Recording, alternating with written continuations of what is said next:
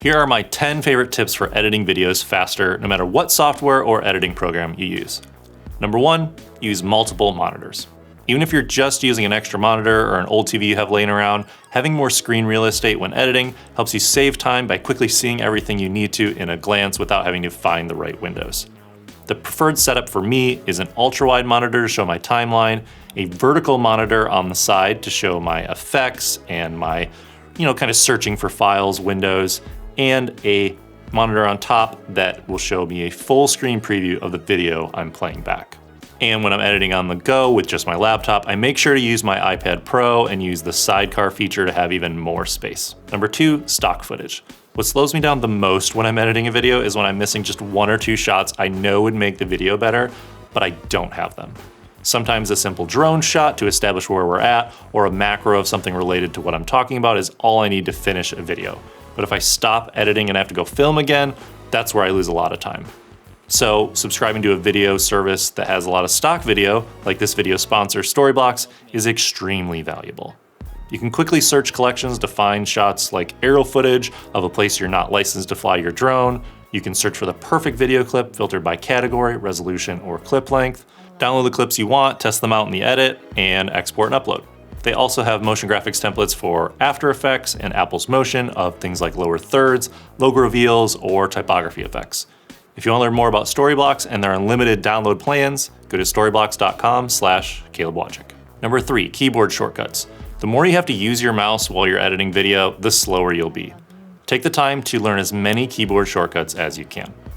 Every time you're about to use your mouse to do something, look for, learn, and use the keyboard shortcut instead. You can find them by hovering over any button, reading the shortcut next to the action in the drop-down menus, or pull up the keyboard shortcut menu to see all of them or customize your own. Here are my 10 most used ones that I would recommend you start with. I use Q and W to ripple trim delete the playhead either forwards or backwards. Basically, delete everything in front of the clip or behind the clip to that playhead. My right hand is always resting on J, K, and L. This enables me to reverse playback, pause, or play forward. Double or triple tapping will double or triple the speed when I'm playing through something if I just want to get through it quickly. Then my left hand is resting next to the Q and W onto E and R, which allow me to go 1 frame forward or 1 frame back. And then if I hold shift, I'll jump 10 frames in either direction. This allows me to really fine tune where my playhead is for a cut or an effect. To quickly zoom in, I just hit Z. To zoom out, I hold shift and hit Z. And then the last one for now, I use D to select the clip at the playhead. So whatever's under the current playhead on the track I have active, hit D, it'll select it, and that enables me to quickly change the audio levels or to make effect changes. If you want to learn more keyboard shortcuts, definitely watch my video about my 37 favorite ones for Premiere Pro right here. Number 4, make and use proxies. If your computer can't play back your video files smoothly because they're in 4K, 8K, whatever, you keep having to pause the timeline, that's really going to slow you down. So while you could drop the playback quality by selecting a 1/4 or a 1/2 in Premiere or changing it to better playback instead of better quality in Final Cut Pro 10, if you really want to fly through and edit on those high resolution files, you should make proxies. Proxies are these small resolution versions of your video files that are just linked to the original one. And since they're lower quality, like 720 or 480p, even old laptops can typically handle playback. To make proxies, just click on your files, select Create Proxies, and choose a preset. Then when you go to export, the original files are used at their full resolution, not those lower res ones. This is really helpful if you're filming in 4K or higher and editing with an older computer or a laptop on the go, just using battery. Number 5, I edit in stages. To stay focused while editing, only do one kind of task at a time. Now, to better explain that, here are the 7 stages I edit my videos in. Number 1, I work on the speaking part, the A-roll edit. Number 2, I add in the B-roll into where I want it. Number 3, I worry about color correcting and grading. Number 4, I'll add graphics. 5, music. 6, I'll add in sound effects. And number 7, I'll play it all back, make sure there's nothing left, and I'll export.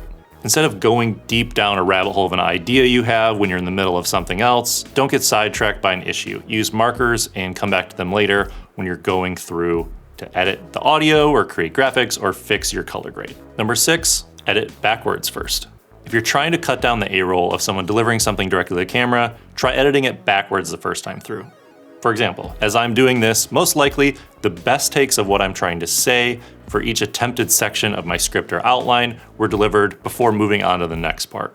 So this way, if you're going backwards, you can quickly grab those best takes instead of having to watch through all the mistakes right before them.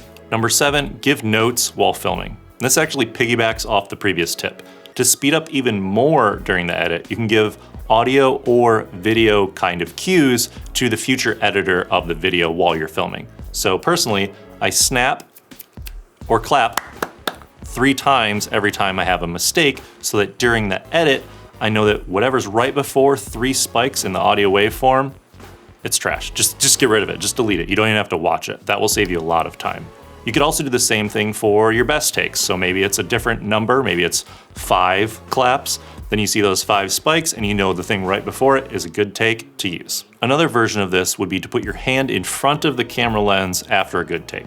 I heard of this from Chris Levine over at Wistia, who learned it from friends who made skateboard videos, which usually have a lot of failed attempts at doing tricks, and they wanted to be able to quickly scrub through to the parts where there were just people landing the tricks. So they looked for where there was a hand in front of the camera and they knew right before that was a good trick.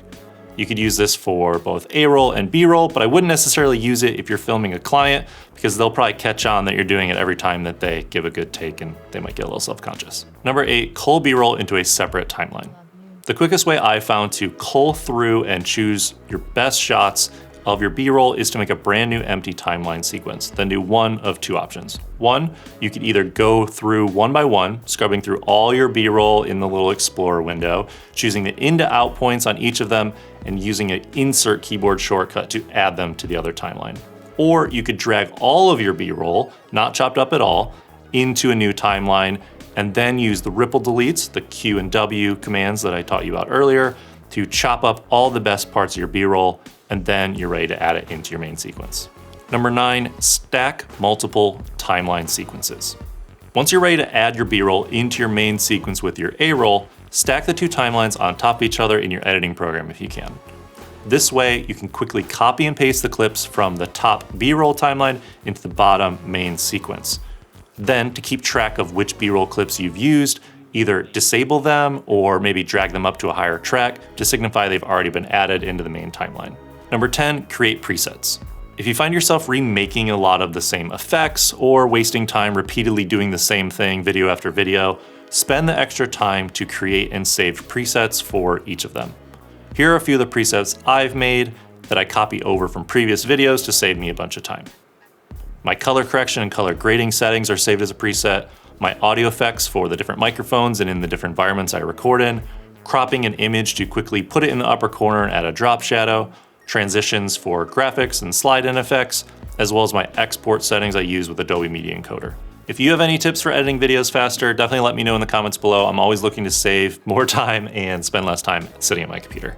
If you want to learn more about video editing, definitely check out my courses on Premiere Pro, Final Cut Pro 10, and more at makebettervideos.com. I've been Caleb Wojcik. I'll see you in the next video. Cheers.